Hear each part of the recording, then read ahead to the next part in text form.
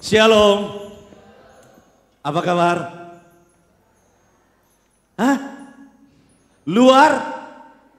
Iya, itu kabar anak Tuhan. Selalu luar biasa. Terima kasih buat kesempatan ini diberikan bagi saya untuk menyampaikan firman Tuhan. Perkenalkan, saya Pendeta Gideon Sele dari GPDI Cepu. Kita tetangga sendiri. Saya datang dengan istri dan saya bawa 2 jemaat Betani Blok Cepu. Supaya menjadi legitimasi bahwa saya di Cepu adalah pendeta GPDI Betani. Ya, mereka memanggil saya Bapak Gembala, tapi tidak pernah beribadah di tempat saya. Itu Ibu Esther. Puji Tuhan, Tuhan berkati, dan kita bersyukur bahwa kita sedang menemukan diri kita ada di dalam rumah Tuhan. Dan ini tidak akan hilang dari catatan Tuhan.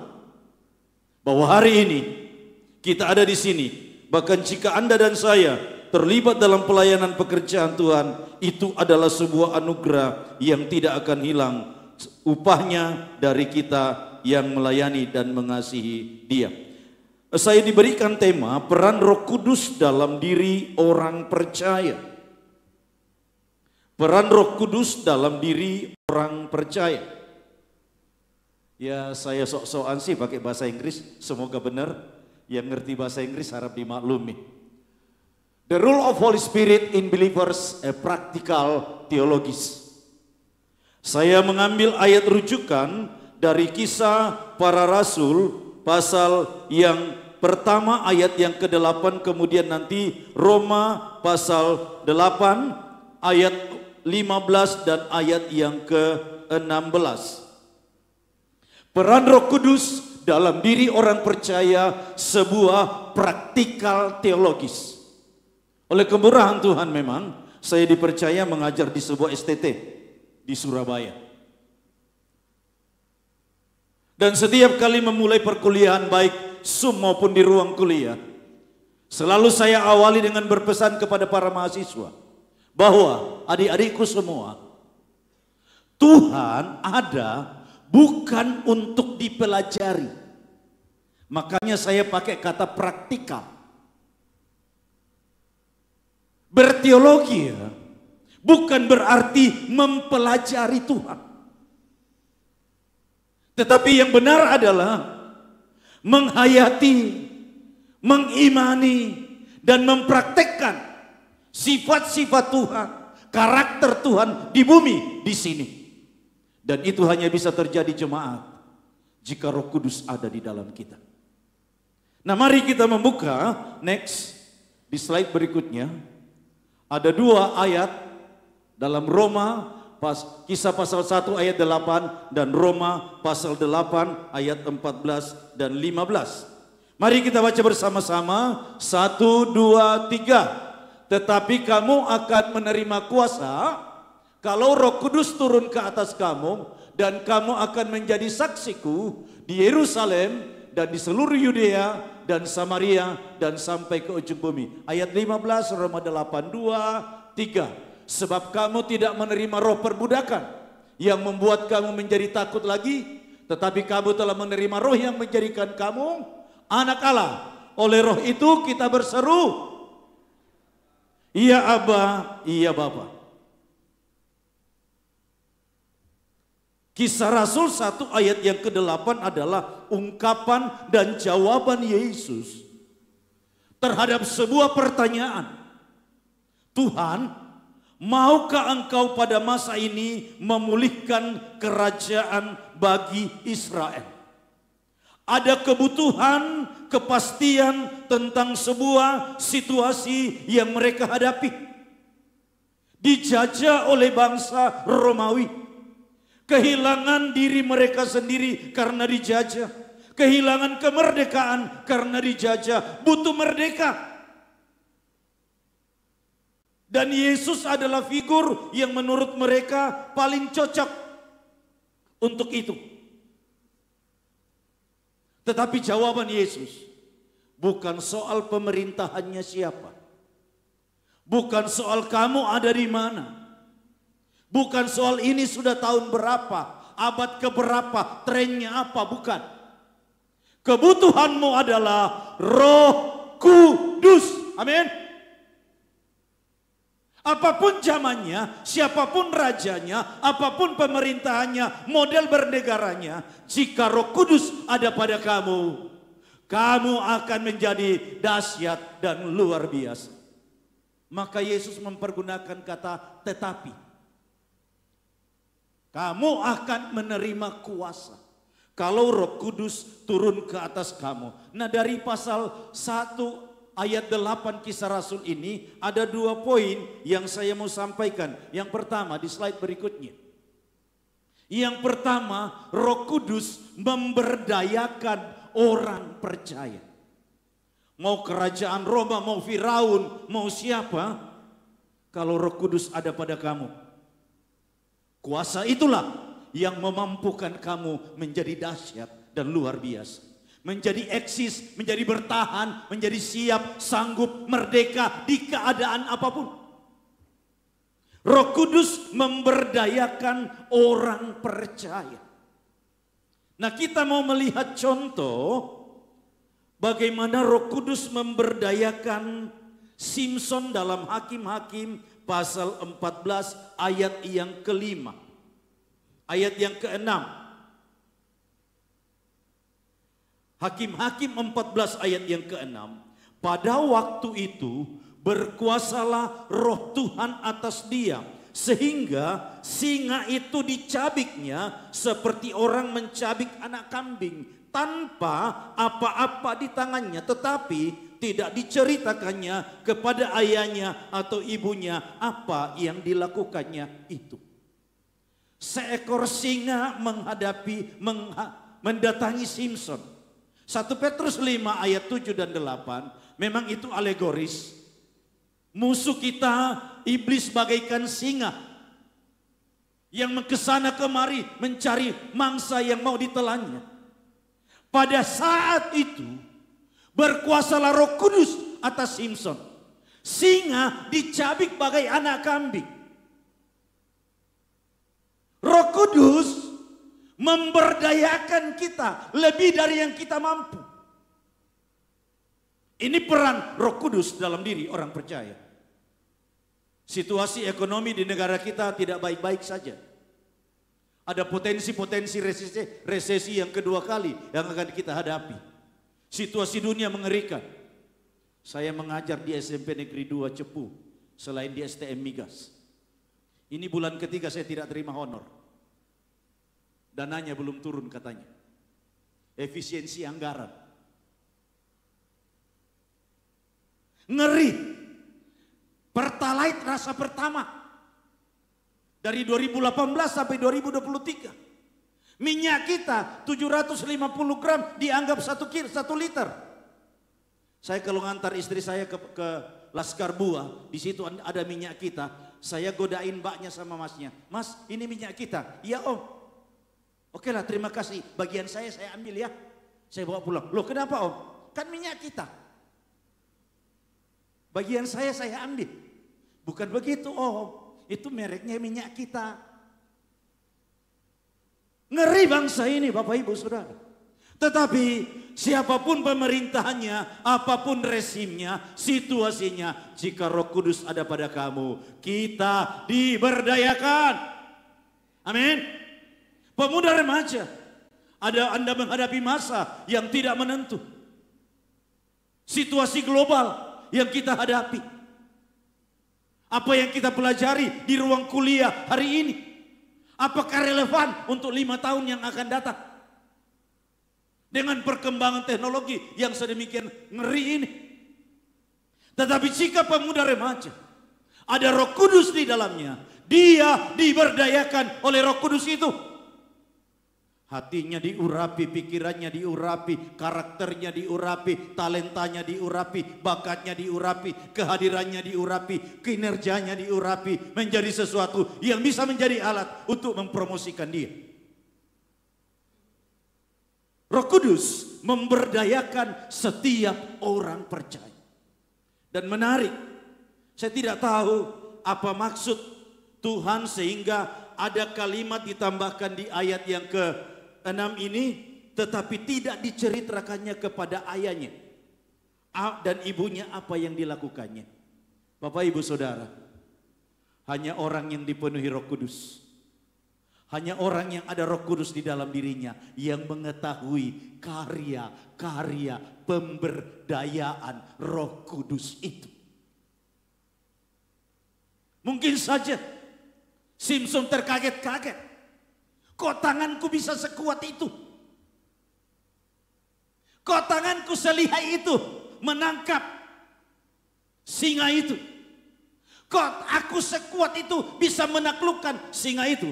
Saya sering berhayal Bapak Ibu Saudara, kalau berbicara tentang dunia perjanjian lama, apalagi zaman hakim-hakim ini, saya membayangkan singa pada zaman itu dengan singa pada zaman kita sekarang ini. Apakah posturnya sama? Saya kok yakin tidak sama. Singa zaman purba saya yakin lebih besar, lebih tinggi, lebih garang. Tapi oleh kekuatan kuasa Roh Kudus, Simson bisa menaklukkan singa itu. Roh Kudus membuat kita kuat, tangguh, perkasa di zaman dimanapun kita berada. Dan tidak ada yang tidak butuh Roh Kudus. Sebab Yesus yang katakan, kamu akan menerima kuasa kalau Roh Kudus turun ke atas kamu. Yang kedua, Roh Kudus menjadikan kita saksi yang efektif. Di ayat pasal 1 ayat 8, Tuhan Yesus menyebut ada Yerusalem, ada Samaria, ada seluruh Yudea, dan ada ujung bumi. Kemanapun kamu pergi, dimanapun kamu ada, jika Roh Kudus ada bersama denganmu, di sana kamu tetap efektif, berdaya guna, sanggup, mampu menghadapi situasi Yerusalem, situasi Yudea, situasi Samaria, situasi ujung bumi. Ketika Yesus berbicara tentang kota-kota ini kepada mereka pada zaman itu, tentu bayangan mereka, ada apa dengan Yerusalem? Ada apa dengan Yudea? Ada apa dengan Samaria? Ada apa dengan ujung bumi? Tidak masalah. Mau Cepu, mau Blora, mau dunia, mau Purwokerto, mau Purwakarta, mau Mojokerto, mau Kerto-kerto yang lain. Sampai ke ujung bumi.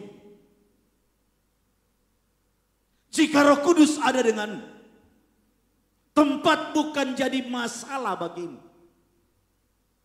Setiap tempat membawa situasinya sendiri. Setiap tempat membawa tantangannya sendiri yang perlu ditaklukkan dan kita harus merdeka di sana. Jika Roh Kudus ada pada kamu, kamu punya daya jelajah yang dahsyat, yang luar biasa. Daya terobos yang hebat. Dari Yerusalem, seluruh Yudea, Samaria, sampai ke ujung bumi. Bapak Ibu Saudara, kebutuhan gereja akhir zaman adalah Roh Kudus. Membawa gereja kepada kesempurnaan. Kemudian kita lanjut di Roma pasal yang ke-8 ayat 14 dan sampai 16. Saya mengambil 3 ayat itu. Roma pasal 8 ayat 14 sampai 16. Izin saya baca.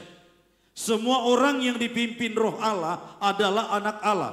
Sebab kamu tidak menerima roh perbudakan yang membuat kamu menjadi takut lagi. Tetapi kamu telah menerima roh yang menjadikan kamu anak Allah. Oleh roh itu kita berseru ya Abba ya Bapa. 16. Roh itu bersaksi bersama-sama dengan roh kita bahwa kita adalah anak-anak Allah. Ada 3 hal yang saya mau sampaikan dari ayat ini. Bagaimana peran Roh Kudus dalam diri setiap orang percaya. Yang pertama, Roh Kudus menjadikan kita anak Allah. Status kita dinaikkan, derajat kita dinaikkan. Kita tidak bisa mengangkat-angkat diri kita di hadapan Tuhan. Dengan kelemahan, dengan keberdosaan, dengan hakikat kita sebagai tanah, sebagai debu. Kitab Kejadian menyebutnya Adamah, tanah. Tetapi kemudian pasal 7 dan pasal 3 bukan lagi tanah, tetapi apar, debu. Apar itu adalah serbuk terkecil, butiran terkecil. Itulah kita. Kita tidak mungkin mengangkat-angkat diri kita di hadapan Tuhan. Tetapi jika Roh Kudus ada pada kita, ada di dalam kita, status kita berubah. Di mata Bapa, engkau anakku. Di mata Tuhan, engkau anakku. Dan doa Bapa kami, kita tidak akan ragu ketika kita berkata, Bapa kami yang di sorga. Tidak hanya ucapan mulut, tapi kita yakin, saya memang anak Bapa di sorga. Karena rohnya ada bersama denganku. Rohnya ada padaku, maka aku yakin dengan ucapanku, aku anak Bapa di sorga. Dan pemuda remaja, izinkan Om ingin berkata kepada kalian, jika engkau anak Allah, dengar baik, masa depanmu adalah masa depan anak Allah. Amin. Masa depanmu adalah masa depan anak Allah. Dan Bapak Ibu, kita semua, jika kita anak Allah, dengar baik, rezeki kita adalah rezeki anak Allah. Tidak akan kekurangan. Dibukakan jalan.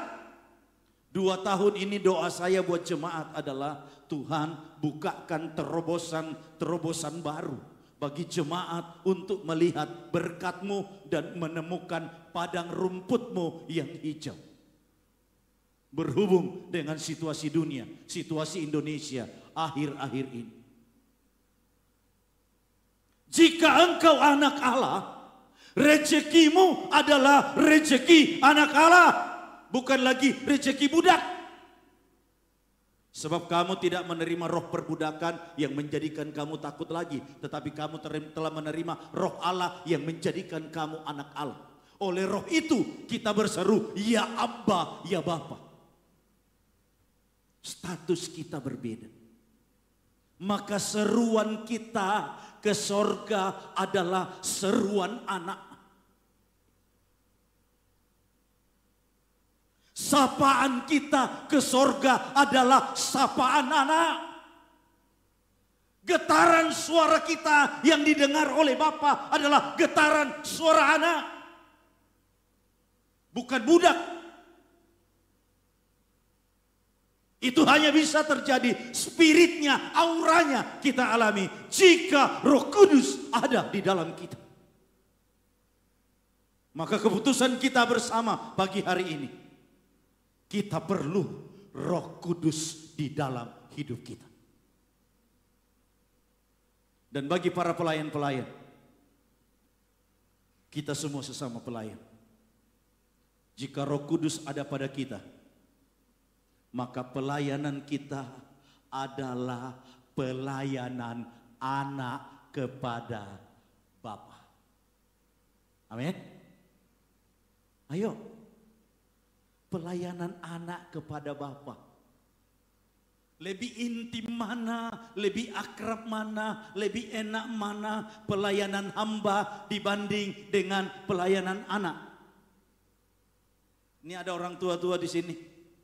Anak-anak kalau pulang dari suatu tempat bawain kita oleh-oleh, betapa senangnya. Betul? Kalau pembantu kita pulang dari sebuah tempat bawain oleh-oleh, jujur. Tanggapan kita, rasa kita, penyambutan kita sama enggak ketika anak kita yang bawain? Beda bukan? Saya menyapa anak laki-laki saya dengan bro. Gimana bro? Sudah kebaktian bro? Saya paling senang kalau ada sesuatu yang saya tanyakan dan dia beri jawaban, dia berikan solusi, dia carikan jalan, dia nunjukin sesuatu, dia tawarkan sesuatu. Bagaimana kalau begini Pak? Rasanya enak sekali, nyaman sekali. Para pelayan-pelayan, kita semua hamba. dalam melayani Tuhan, tapi spiritnya adalah spirit anak dan Bapa. Itu hanya bisa ada jika Roh Kudus ada bersama dengan kita. Lalu yang kedua, Roma 8 ayat 14 dan 16. Yang kedua, membuka relasi dengan sorga.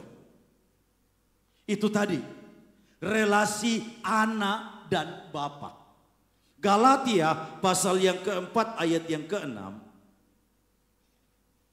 Galatia pasal 4 ayat yang keenam.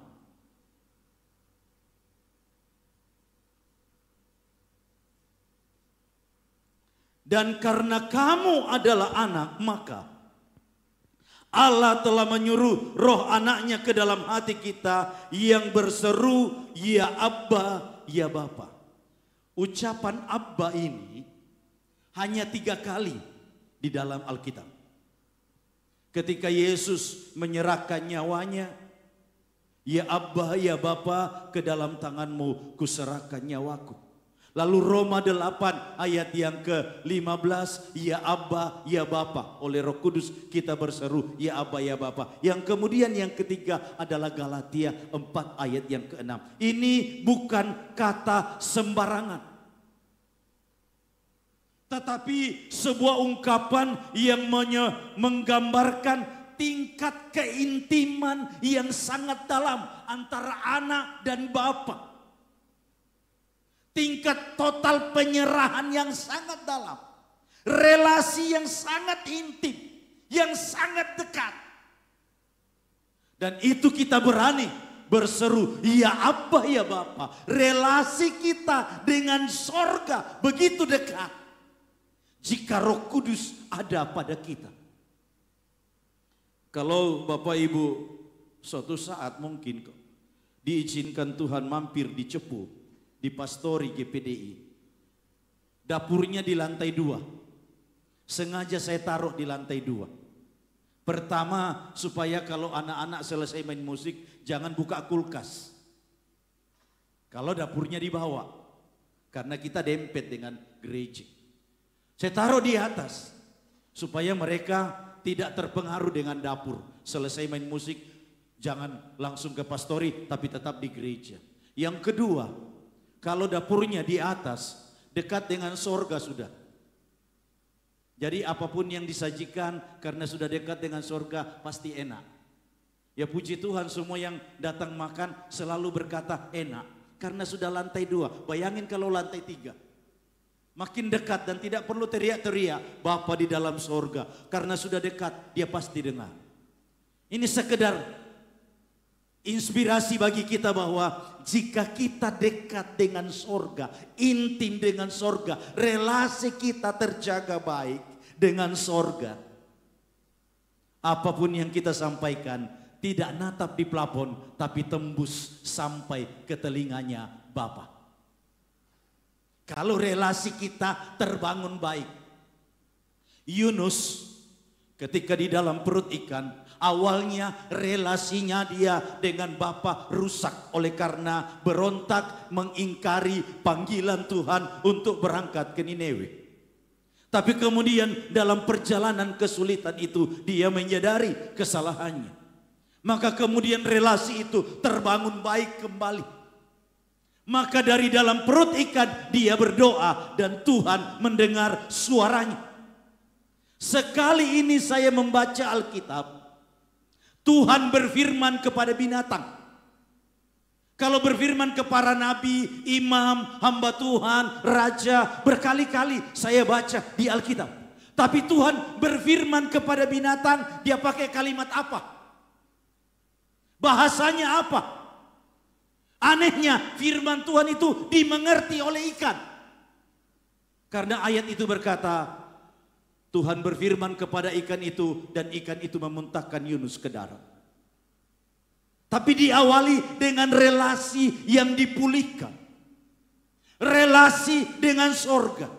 Maka Yunus dalam doanya dia yakin ketika itu teriakku sampai ke telinganya. Seruanku sampai ke baiknya dan dia bertindak. Dia yakin, Yunus yakin Tuhan bertindak. Anehnya, bukan lagi aneh, puji Tuhannya. Dewa orang Niniwe itu dewa ikan. Nah, lihat Yunus keluar dari mulut ikan. Pasti persepsi orang Niniwe ini adalah anak dewa. Maka ketika Yunus berkhotbah, kalau kalian tidak bertobat, Niniwe akan ditunggang balikan. Maka raja sampai kelas bawah, sampai binatang berpuasa taat pada khotbahnya si Yunus. Mengapa? Karena dikira ini anak dewa. Tuhan membawa kita kepada tempat-tempat di mana benar Tuhan bisa mempromosikan kita di sana dengan caranya. Ketika relasi kita dengan sorga terbangun baik. Nah, Roh Kudus membuat relasi kita dengan sorga menjadi berbeda. Karena apa? Di sana kita memanggil Tuhan, ya Abba, ya Bapa. Agama yang paling intim dengan penciptanya, dengan sesembahannya adalah agama Kristen, bukan? Coba selidiki agama lain. Apa ada agama lain yang memanggil sesembahannya sebagai Bapa? Nggak ada, cuma kita orang Kristen. Maka kalau ini anak-anaknya Bapa, wajarlah kalau di luar sana para budak-budak itu cemburu dengan kita, sakit hati dengan kita. Ini hanya di sini, jangan cerita di luar sana ya. Kita mau kebaktian dilarang sama mereka. Kita mau bangun gereja di demo sama mereka. Karena kita ini anak, orang lain cemburu melihat kita sebagai anak. Sabar saja. Sudah resiko jadi anak. Para pembantu, para budak terkadang iri melihat perlakuan Bapa kepada anak-anaknya. Tetapi kembali kepada firman Allah. Roh Kudus membuat relasi kita dengan sorga menjadi relasi yang berbeda. Relasi anak dengan Bapa. Yang kemudian yang terakhir. Dari Roma pasal 8 ayat 14 sampai 16. Peran Roh Kudus dalam diri orang percaya. Peneguhan dari konfirmasi sorga. Ayat yang ke-16. Roh itu bersaksi bersama dengan roh kita bahwa kita adalah anak-anak Allah. Jika Roh Kudus ada pada kita, tidak usah capek-capek bangun status. Roh itu yang bersaksi bersama dengan roh kita bahwa kita adalah anak-anak Allah. Ada konfirmasi sorga. Ada peneguhan dari sorga bahwa kita adalah anak-anak Allah. Cukup ini modal bapak-bapak, ibu-ibu, pemuda remaja menghadapi apapun masa di depan kita. Kalau status kita adalah anak. Relasi kita dengan sorga adalah relasi yang terbangun intim, dekat dan akrab. Pertanyaan para murid di Kisah Rasul 1 ayat 7 tidak jadi problem. Tuhan, maukah engkau memulihkan bagi Israel kerajaan hari ini? Yesus menjawab, engkau tidak perlu mengetahui masa dan waktu. Engkau tidak berdaya mengatur dan mengendalikan masa dan waktu. Lalu Yesus lanjutkan ayat 8. Tetapi kamu akan menerima kuasa kalau Roh Kudus turun ke atas kamu. Kuasa itu sudah banyak disampaikan oleh para hamba Tuhan. Tetapi persoalannya adalah, maukah kamu, siapkah kamu, rindukah kamu mengalami pengalaman itu? Engkau tidak perlu ngurusi waktu dan masa, apa dayamu. Tetapi yang terpenting bagimu adalah kuasa itu. Dan itu hanya bisa kamu dapat apabila Roh Kudus turun ke atas kamu. Saya sampai kepada kesimpulan. Slide yang terakhir. Yang pertama, Roh Kudus adalah kebutuhan utama gereja sebagai alat peraga sorga. Waktu saya habis ya. Sudah 0 itu? Belum? Yakin? Saya taat waktu soalnya. Nah, Bapak Ibu Saudara, Roh Kudus adalah kebutuhan utama gereja untuk menjadi alat peraga sorga. Orang buta huruf bisa membaca Yesus di dalam hidup kita. Orang tuli bisa mendengar Yesus lewat kita. Kita ditempatkan Tuhan, Yerusalem, seluruh Yudea, Samaria, sampai ke ujung bumi untuk jadi alat peraga Tuhan.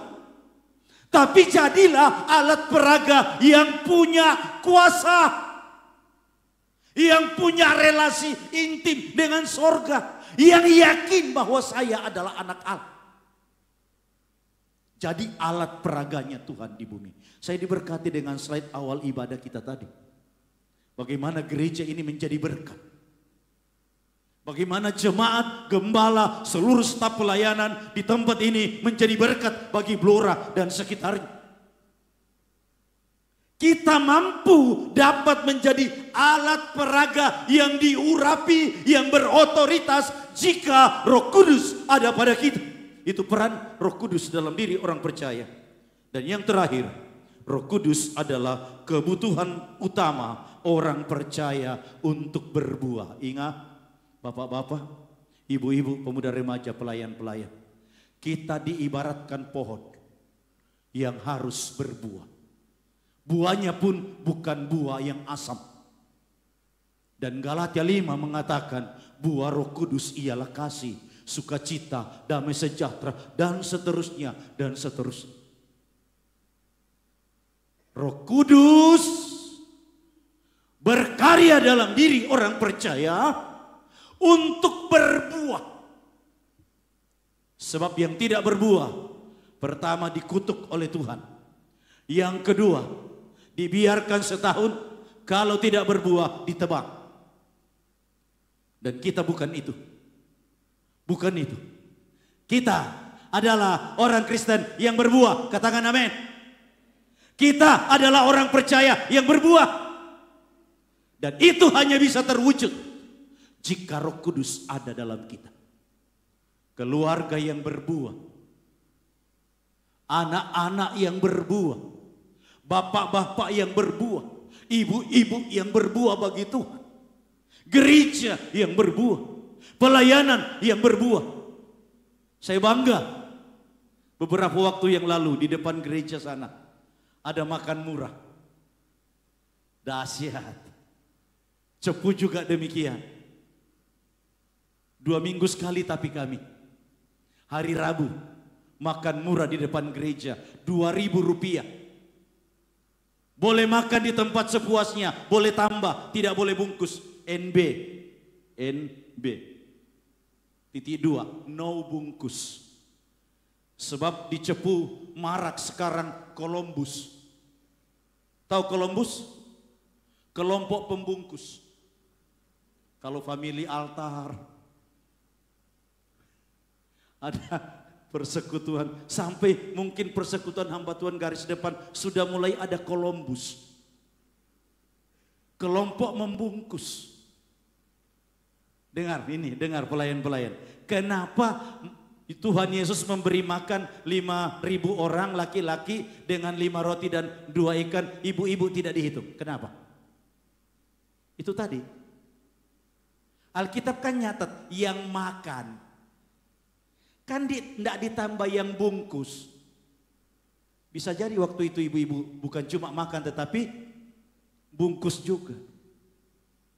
Nah Bapak Ibu Saudara, Roh Kudus menjadikan kita Kristen yang berbuah.